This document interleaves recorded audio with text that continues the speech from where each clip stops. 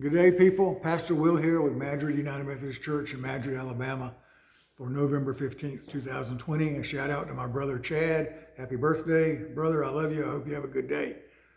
We're going to start out where we left off last week with the end of chapter 2. We'll begin with chapter 3. A fair warning, there's a lot of wordplay in this story. The narrator of this story uses words that have many different meanings and words that had a different meaning at the time the story was originally told than the meanings they have today for the audiences today. And while I was very tempted to not go into these different meanings, I would be doing an injustice to the word and to you by not going into the different meanings, because we won't be able to understand the story or feel its impact if we don't address these words and what they actually mean. So let's begin with a prayer. Dear God, we thank you for loving us and for not looking at our lives with disdain or judging us with malice, but for accepting us as we are and giving us the benefit of the doubt. And we thank you for that. Amen. So in verse 1 of chapter 3, it begins with Naomi saying to her daughter-in-law, Ruth, that Naomi needs to help Ruth find security in her life because she has no security now. None. And Naomi has a plan for how Ruth can get that security. And it's also true that if Ruth gets the security that Naomi has in mind, Naomi will also have security in her own life. Neither Ruth nor Naomi have any security in their life now. They do not have a home of their own. They're just staying somewhere. You can stay somewhere. You can stay in a shelter of some sort, whether it's a public shelter for the homeless or it's your uncle's house or your brother's house and you're staying in their attic or whatever. If it's not your own, you never feel at home. You never feel safe and secure. There are tens of thousands, millions, just in the United States alone who live like this every day, not feeling or being secure. And they also live paycheck to paycheck, just like Ruth and Naomi. They were living hand to mouth every day, going out into the field and getting the grain that was left behind and bringing it back and cooking some bread. And that was it. And hoping they can find some more grain the next day. This is a horrible way to live. It's just an existence. It's not a living. There's no joy in it. It will wear you down. The stress alone will kill you. This is how they're living. And it's not right. It's not right for any human being to live this way. It's not what God intends for humanity.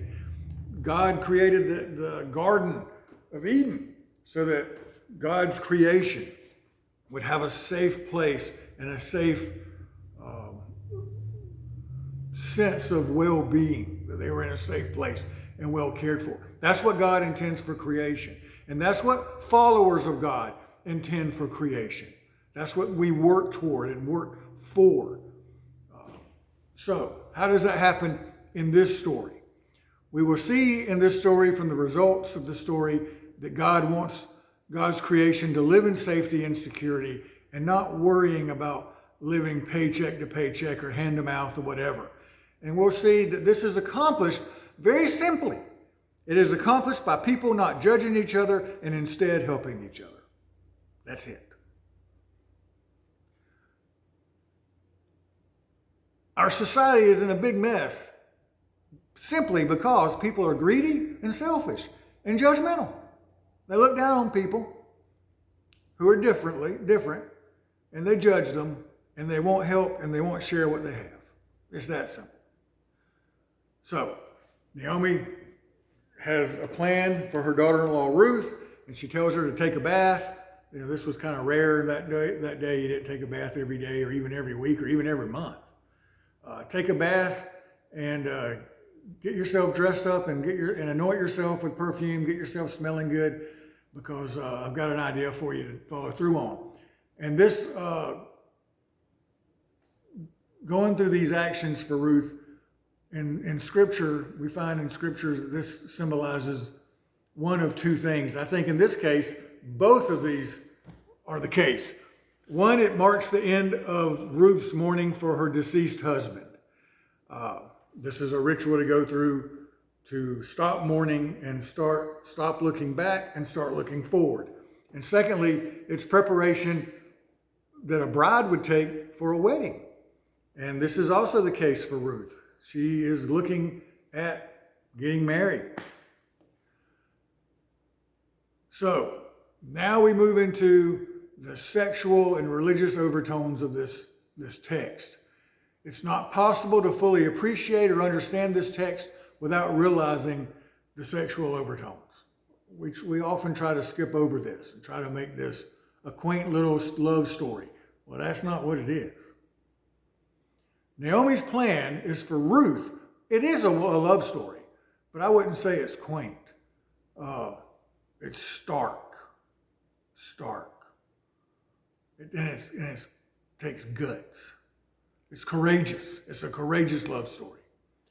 So Naomi's plan is for Ruth to go down to the threshing floor where Boaz will be that night, and for her not to reveal herself, but to hide and watch Boaz as he does his work threshing the grain.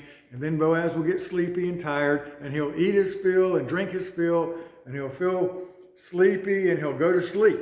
And then Naomi tells Ruth to creep up next to Boaz and lie down next to him and uncover his feet and then do whatever Boaz tells her to do. Now there's this movie called Mud starring Matthew McConaughey, whose character is Mud, and these two other younger characters who are either, I think, in ninth graders. One is named Ellis and one is named Neckbone. And Mud is a fugitive from the law living on an island in a river in Arkansas. And Neckbone and Ellis like Mud and are trying to help him escape. And Ellis also has a love interest. He's like in ninth grade, but he really likes this girl who's in 11th grade. He wants her to be his girlfriend. And he kind of thinks she is his girlfriend. Then he finds out she's not, and she's going after the seniors. And he's crushed. He's hurt. And at one point, Ellis and Neckbone are over at Neckbone's uncle's house. And Neckbone's uncle realizes that Ellis is depressed because of his love interest. And he tries to have a pep talk with Ellis and tells him basically, you're a good-looking young fella, you're a smart young fella, you're a nice young fella, and there's going to be plenty of nice girls for you. Don't worry. But he says all this in a very adult language with a lot of sexual euphemisms that go over Ellis's head. He doesn't understand. But he just sits there and nods like he does understand. And then the uncle says, okay, guys, y'all go and do whatever you're going to do. And Neckbone and Ellis walk down the road. And Neckbone goes, what were you doing with my uncle? And Ellis says, we were talking. And then Neckbone says, what were you talking about? And Ellis says, I have no idea. Because he couldn't know. He couldn't know all the sexual euphemisms that the uncle was using, because that was out of his experience entirely, and he couldn't understand. The book of Ruth is the same way. There's a lot of sexual innuendo in here, a lot of sexual tension in this book in chapter 3, and it's vital to our understanding that wordplay if we're to understand what's really going on in this story. And the original listeners of this story would have had to ask themselves, or would have wondered, is everything that's happening in this story innocent? Or is it as sexually suggestive as it sounds? The original listeners of this story would have been very aware of the sexual nature of what was going on. And the sexual suggestiveness heightens the tension of the story. In our culture, we have words with more than one meaning, such as sleeping together. When you're a little kid and you go over and spend the night party at your friend's house, and you're like in 4th grade, and you go home, and after the pajama party, you go back home to your parents and you said, yeah, I slept with Joe last night. And it means nothing. We were sleeping together all night long. But if you say the same thing when you're older and an adult, oh yeah, me and Jennifer are sleeping together, that means an entirely different thing. The same with a roll in the hay. When I was a kid, I used to love to go for a roll in the hay. I love to play in the hay and throw it at my other friends and this and that. What you been doing today? Why are you such a mess? Oh, I went for a roll in the hay with my friends. Oh, okay. But now, if I go for a roll in the hay, it's something entirely different. For the Baptist who may be listening to this, if you talk about having devotions in motion, or laying on of hands, that can mean one thing. Perhaps you're having devotions in a vehicle, or it can mean something else entirely. Or if you play a game of hide the salami, perhaps that's like hiding a piece of seasoned sausage like an Easter egg, or it could mean something else. In ancient biblical culture, words with a different meaning were to know someone or to lie down with someone. These were euphemisms for sexual intercourse. When Ruth goes and lies down with Boaz, there's a lot of questions here. What is really going on? In the Old Testament, the word feet does not mean feet in all instances, especially in a case like this in Ruth. You can look in Isaiah 7 and see the same thing in other places. Feet means genitals. So when she uncovers Boaz's feet, she's making him naked. And in the Old Testament, women who hung around the threshing floor at night, especially, were known to be probably prostitutes. The threshing floor, I guess, would be like hanging around at the docks at one point in our culture. It was traditionally associated as a place with sex for hire. Look in the book of Hosea, and you'll see that.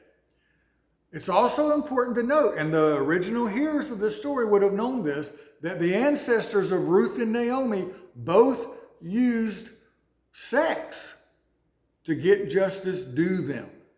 In Genesis 19, Lot's daughters got him drunk and had sex with him so they could get pregnant. And then in Genesis 38, Judah had a daughter-in-law named Tamar. Tamar's husband died. That was Judah's son. And according to the law, Judah should have taken care of Tamar, and he did not. And so Tamar tricked Judah and met him along the way in the evening when he couldn't identify her, and had sex with him as a prostitute and took as payment from him his signet ring, I believe it was, and something else.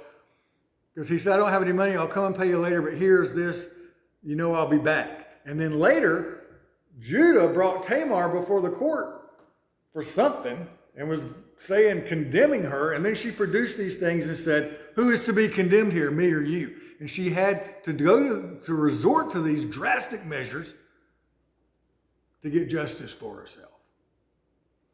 These are the ancestors of Naomi and Ruth. And people listening to this story would have known that. These women use sex as a way to gain justice in their lives. Were their actions scandalous or justified? How about Naomi and Ruth? Are their actions scandalous or justified? Will this uncovering, if you will, lead to recovery? Will it lead to their redeeming what was lost to them in the deaths of their husbands, the security that they had? Will it lead to that? Or will they just be run out of town on a rail for acting so scandalously? Ruth does everything that Naomi tells her to do. She arrives at the threshing floor. She hides and secretly watches Boaz until he lies down to sleep. Then she sneaks up beside him, uncovers his feet, his genitals. This fine, upstanding Ruth, described as worthy by the townspeople. She snuck into an area known to be frequented by prostitutes and inserted herself into a compromising situation with one of the pillars of the community. No matter how you look at it, she doesn't come out smelling like a rose. She's placed herself in a scandalous situation. Whether her intentions are innocent, if you will, or not.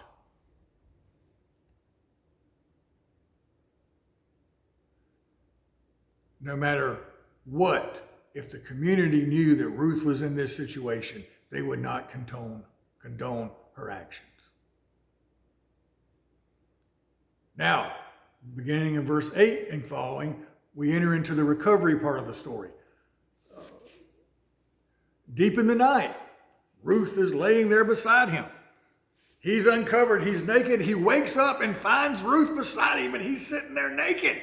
Instantly, he realizes he's in a compromising situation himself. He's a pillar of the community, a pious man, and here's this foreign woman beside him, and he's naked. What's happening? What has happened? He would have been aware of the ancestry as well. He would have been aware of the stories in Genesis of women who resorted to using sex to get justice. Justice, not to get what they want, to get justice. Surely he wonders when he wakes up what has happened here or what's going to be said to have happened. What is it? What's going on here?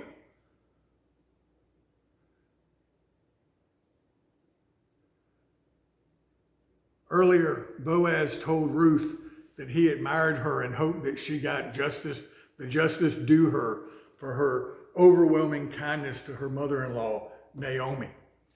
And when he says that, Ruth slyly responds by saying, well, you know, it's within your power, Boaz, to give me that justice.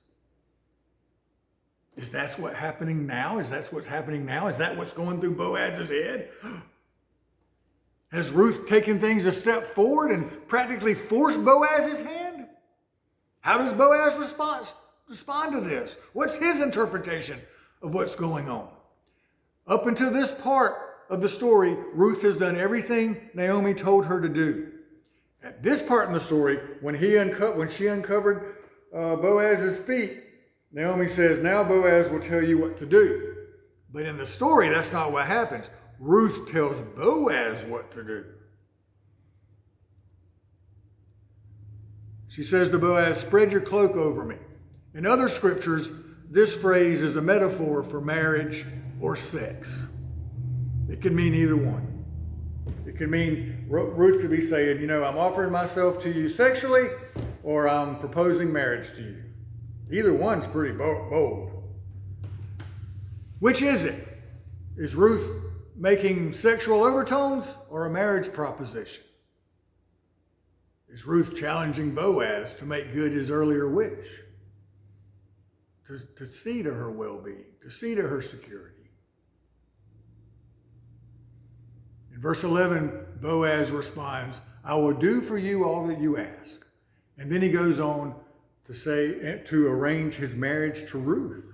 So we see how Boaz interprets Ruth's offer to spread his cloak over her. He understands her offer to be a marriage proposal. In fact, Boaz is a shrewd man. He is at least as shrewd as Naomi, and I will add, at least as kind as Ruth. He interprets Ruth's request as having two parts. Ruth is not just asking for a marriage proposal to meet her own needs, but she's also acting on behalf of Naomi, for Naomi's redemption, for Naomi's future. Naomi, who is empty and has lost her husband and is older and has no hope of a new husband. Naomi, who has no future. Boaz interprets Ruth's actions as incredible kindness for her mother-in-law. He says, you could have had a young man. A young man would gladly marry you. But having a young man wouldn't solve the problem that Ruth faces. And Boaz realizes that. For Ruth to get married only solves Ruth's future, her security. But what about Naomi? Ruth has promised her loyalty to Naomi, to stay with her and to live with her and to die with her. And in these actions, her coming to Boaz, she is exemplifying that. Because it is only by Ruth marrying someone who is related to Naomi's former husband that Naomi will also be cared for. And that man is Boaz, the old man. And Boaz is so impressed by her loyalty and her love to her mother-in-law, and it blows him away. Because Ruth's actions aren't just for herself. They are for Naomi, that she be made whole again. All three characters, Boaz, Ruth, and Naomi, realize that getting Ruth married off to just anyone will not solve Naomi's security. Boaz, in verse 10, is so impressed with Ruth's great love for her mother-in-law that he agrees to help. And we see in all of this that Ruth is indeed a worthy woman, a person of noble character. And we also see the same is true of Boaz. He is a noble man. He could have reacted in all sorts of ways to finding a woman basically in his bed. But he responds with compassion. He doesn't see her with condemning eyes, but with loving eyes. Despite being placed in a dangerous situation, he responds to Ruth and Naomi with compassion and kindness beyond what is reasonably expected. Now, there are some complications that need to be resolved, and I'm not even going to go into that. Read the chapter. And Boaz will work toward resolving them. And he does, and he resolves it so that he can marry Ruth, and they will have a child, and Naomi will be redeemed through that process. Naomi will be full. She will have what she had lost. She will have a child, a grandchild. She will have a future. She will be cared for.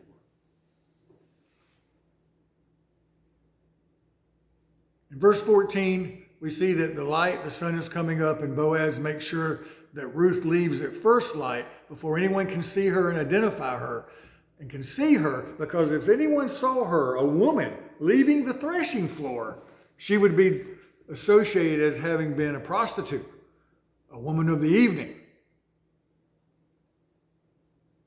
And it really wouldn't be any surprise if Ruth was a prostitute. What else does she have? She has nothing. She has to survive. It would be easy for anyone to believe that's what she was up to. But Boaz seeks to protect her reputation and his own. But before she leaves in the night, scurries back home, Boaz fills Ruth's cloak with 6 measures of barley as a gift to Naomi, as a way of telling Naomi to be reassured, to have hope. Things are going to work out. You're going to be all right, Naomi. I'm going to take care of you. And when Naomi sees the gift in verse 18, she is reassured. And she reassures her daughter-in-law Ruth and says, everything's going to be all right. He's going to make it all right. And so, just a couple of months earlier, 7 to 8 weeks is the barley harvest, when Naomi and Ruth arrived in Bethlehem, they arrived as empty women with no hope. They describe themselves as that way. Naomi does, at least. Naomi describes herself as empty and bitter. And now she's facing a future of fullness and restoration, being made whole again, having her family. They have regained what they lost earlier due to the deaths of their husbands, who were their only security in the world. And in this story, we see that Boaz learned that to be a pious man, to truly be a God follower, is not merely to wish good things for the rest of creation, but to act in the name of God for the rest of creation with the resources you have at hand.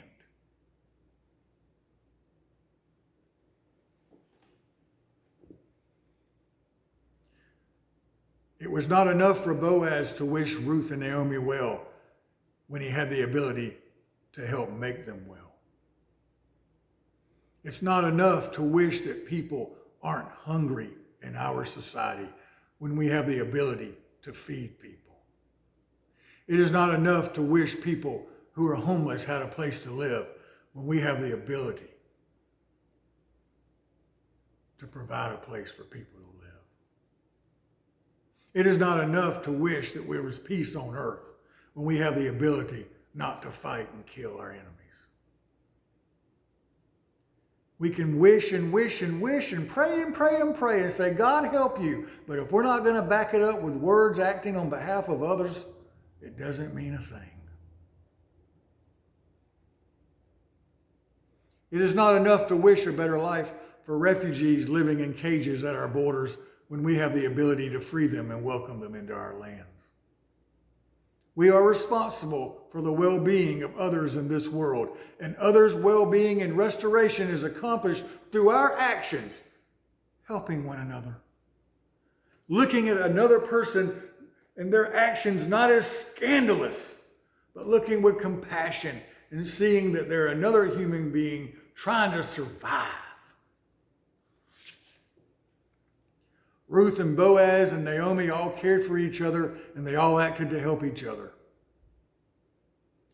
If you go back to their ancestors, Tamar and Judah in Genesis 38, Tamar prostituted herself to her father-in-law, Judah, because she needed justice in the world that was denied her and that Judah had the power to give her. Many would say that Tamar acted scandalously. How about Ruth and Naomi?